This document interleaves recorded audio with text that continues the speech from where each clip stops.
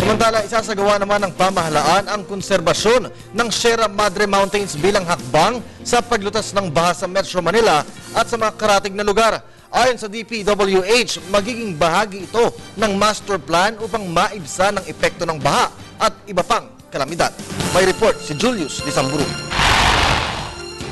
Ngayong panahon ng tag-ulan, inaasahan ng papasok sa bansa ang mga malalakas na bagyo. Kabi-kabilang pagragasa din ng mga baha ang mararanasan.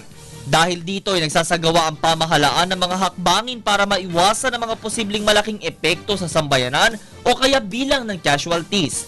Maaalalang target ng pamahalaan ang magkaroon ng mabilis na pagresponde sa panahon ng kalamidad. Pero dahil man versus nature ang tila labanan ngayon, isinusulong at ipinapaalam ng pamahalaan sa bawat isa sa atin na alagaan ang kapaligiran. Isa na kabundukan. Ayon sa mga pag-aaral, napakalaki ng tulong ng mga kabundukan sa pagpigil ng mga malalakas na hugupit na mga bagyong dumadaan sa bansa.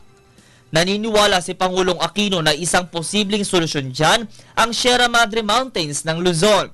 Ayon sa punong ehekutibo, may kakayanan ng Sierra Madre na lusawin o harangin ng mga bahagi ng bagyo, maging ang bawasan ng pagbaha sa syudad, lalo dito sa Kamaynilaan. Kung mahaharang ito, hindi ganoon karaming tubig ang aagos sa syudad. Bagkus ito'y dadaloy sa mga riverbanks ng kabundukan patungo sa mga kagubatang mas nangangailangan dahil sa halamang naandito.